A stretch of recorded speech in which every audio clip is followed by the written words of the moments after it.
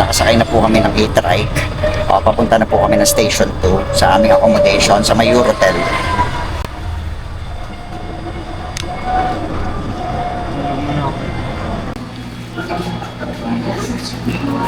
Gregory Grospe. Gregory Grospe. Nandito na po kami sa Eurotel.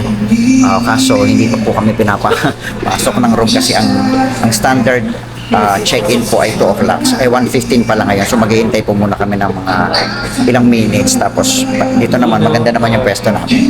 Ayan, maganda naman yung lobby nila. Tsaka maganda yung mga sofa nila dito. Kaya pahinga muna kami. Anyway, pagod din kami sa biyahe. Pakita ko lang muna sa inyo yung lobby ng Eurotel.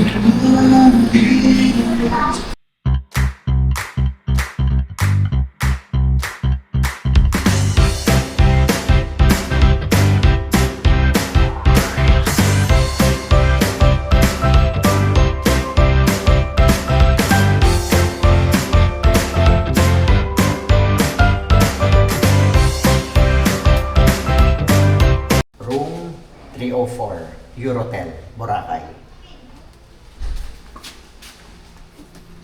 Ayan, pagpasok po, automatic, meron na siyang lalagyanan ng mga gamit.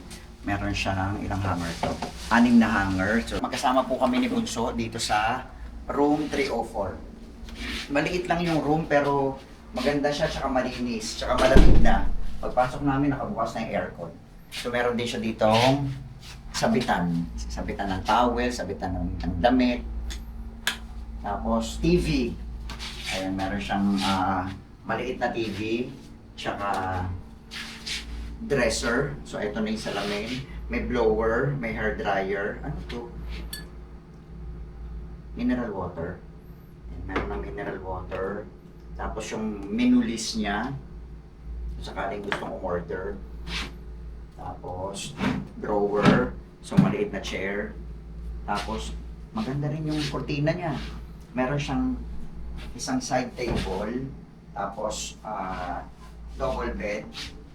Ayan, para sa aming dalawa ni Bunso. Tapos, meron siyang malaking mirror. Pakita mo yung mirror.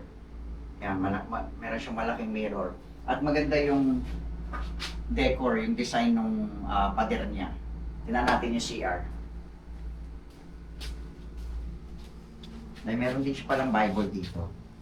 Ay, meron din siyang Bible. Tapos ito yung remote control.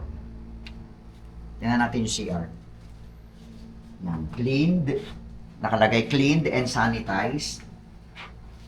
Ang ganda niya, mabango. Pagpasok mo pa lang, mabango na siya. So ito yung shower niya, shower area. O, ito yung toilet niya. Tapos ito yung lababo niya, sink. Maganda yung lababo niya. Okay, so meron na rin siyang free shampoo at saka shampoo and soap. Ito ano to? Ay, may toothbrush na rin.